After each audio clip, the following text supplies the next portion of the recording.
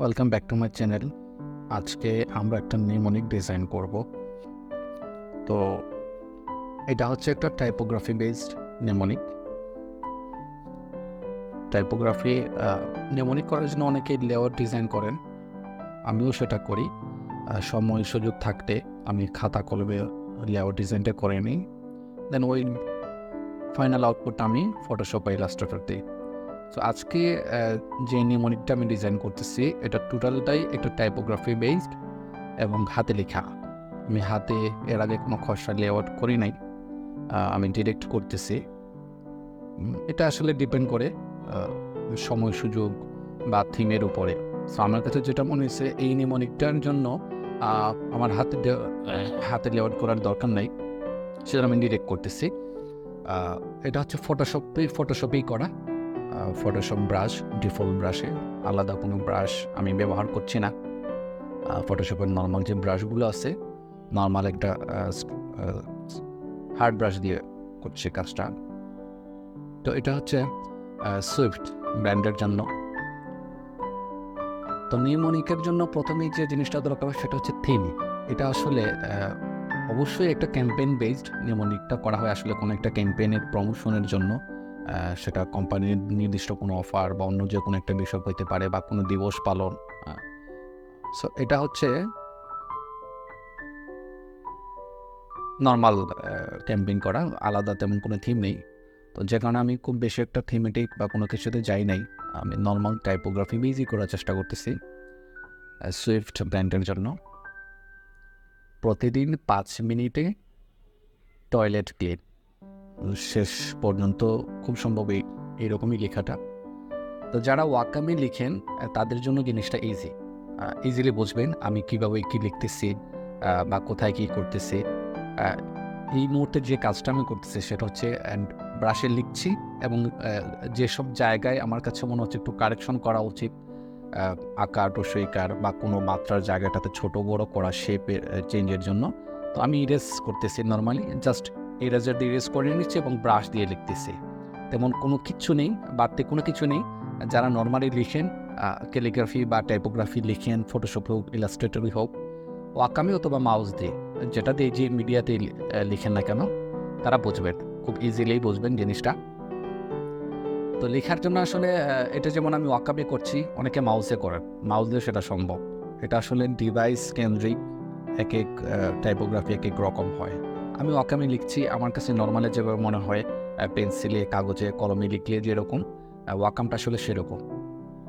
ওইটা লিখতে লিখতে ইউজ টু হয়ে যাবেন। যারা ইউজ করেন তারা জানেন, যারা নতুন, যারা ওয়াকাম মাউস দিয়ে লিখেন তারাও করতে পারবেন, কিন্তু একটু কষ্টসাধ্য। নর্মালি আপনি যেভাবে লিখবেন হয়তো এরকম সেভাবে হবে না। আপনি যখন একটা মার্কার পেন দিয়ে যখন আপনি একটা কাগজে লিখবেন টাইপোগ্রাফিটা, আপনি যেভাবে লিখছেন সেভাবেই কিন্তু হচ্ছে। বাট ওয়াকামেও লিখলে সেম জিনিসটাই হবে। আপনার ব্রাশের কারণে একটু শেপ তারতম্য হইতে পারে, বাট সেম জিনিসটাই হবে। আর মাউসে লিখলে হচ্ছে আপনার ওই জিনিসটা হবে না। আপনি যেরকম যাচ্ছেন হাতের শেপটা হয়তো কোথাও ছোট বড় পেন প্রেশারের কারণে লাইট ডিপ হচ্ছে, একটু লাইট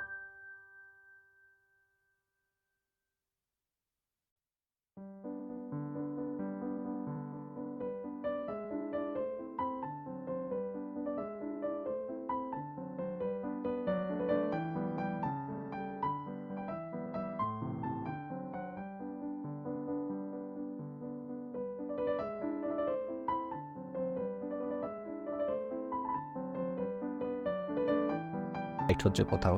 তো ওই জিনিসটা মাউসে হবে না আর কি, কিন্তু মাউসেও করতে পারবেন। তো নিউমোনিকের জন্য আসলে আমি প্রথমেই বলছিলাম যে থিম, এটা আহামরি কোনো থিম না, জেনেরিক একটা ক্যাম্পেইন ছিল। প্রতিদিন 5 মিনিটে টয়লেট ক্লিন। সুইফট হচ্ছে এটা টয়লেট ক্লিনার। তো টোটালটা একটা টাইপোগ্রাফি বেস করা শুরু থেকে শেষ পর্যন্ত। এটা খুব সম্ভব এটা বিভিন্ন ব্র্যান্ডের কাজে ব্যবহার হবে, ওয়েব এবং প্রিন্ট। আর যে কারণে এটা একটু বড় পেজ নেয়া। আর ফটোশপে হচ্ছে আমি অনেক এই পেজ বড় করে নিচ্ছি, কারণ আমার লেখার জায়গাটা মনে হচ্ছে একটু বড় করা দরকার। যে কারণে হচ্ছে আমি আর্টবোর্ডটা টেনে একটু বড় করে নিচ্ছি, ফটোশপ সিসিতে করা।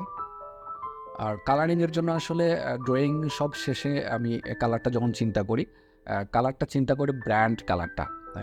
আমার যে ব্র্যান্ড হোক তার আসলে ব্র্যান্ড কালার কোনটা। যেমন এটার হচ্ছে ব্লু এবং রেড। ব্লুটা হচ্ছে আসলে মাস্টার কালার, এটার বেসিক কালার।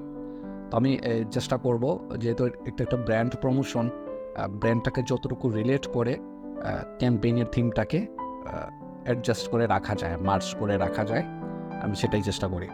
তো যেহেতু এটা রেড এবং ব্লু এর কম্বিনেশন, সো আমি চেষ্টা করেছি একটা প্রোডাক্ট রেখে ওইখান থেকে কালার পিক করে নিয়েছি আমি।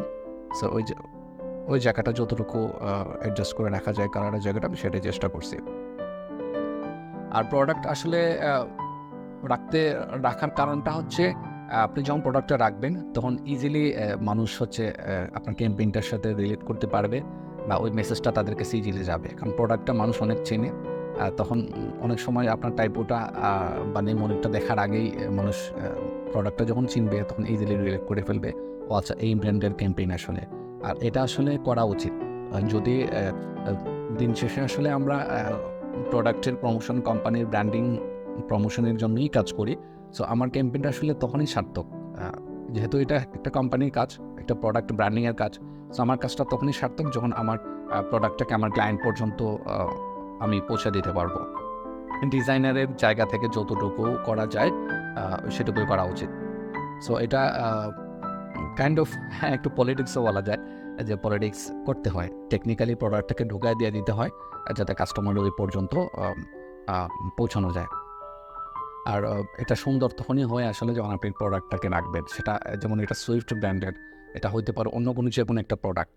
হ্যাঁ, সো আমি মনে করি ক্যাম্পেইনের জন্য নিমোনিকের সাথে এটা বাধ্যতামূলক না, বাট আপনি রাখতে পারলে জিনিসটা যথার্থ হয়, একটু ওয়েট বাড়ে, দেখতে ভালো লাগে, বা কোম্পানিও আপনার হ্যাপি হবে যখন আপনার প্রোডাক্টটাকে রাখবেন। আর এটা সব কোম্পানিই চায় যে আমার প্রোডাক্টটাকে যতটুকু হাইলাইট করা যায়।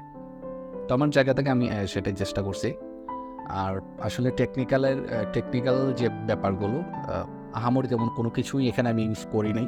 আমি জাস্ট লিখছি, হাতে কলমে ফটোশপে লিখছি, জাস্ট টোটাল ফাইনাল আউটটা আমি এইভাবেই দিছি, এই আর কি।